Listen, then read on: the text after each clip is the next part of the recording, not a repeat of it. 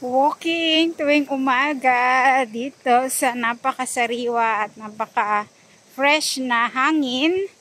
Ang hangin na malalanghap mo at maaamoy dito sa lugar na kung saan ako nagwo-walking. Ayan, walang masyadong mga kabahayan.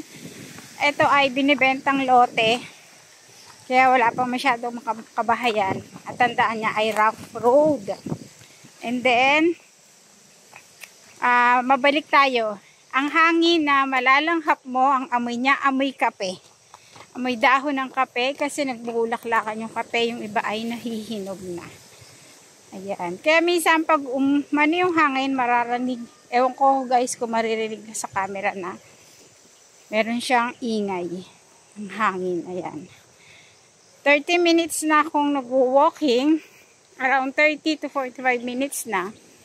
Pero hindi pa ako ganun pawis na pawis. Kasi nga, malamig at malakas ang hangin ngayon. Ayan. Dito ako nag-walking tuwing umaga. Ito na yung morning routine ko. Para naman sa ating kalusugan. Ayan. Medyo hinihingal-hingal na. 45 minutes na ako naglalakad. Ayan guys. Yung mga kape.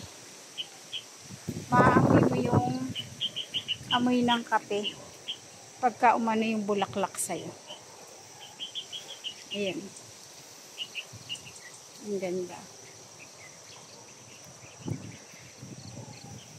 Sarap mag-walking pag ganito guys na ang bango-bango ng simoy ng hangin, ang lamig, amoy nature talaga siya. Amoy dahon, lalo nangingibabaw yung amoy ng bulaklak ng kape.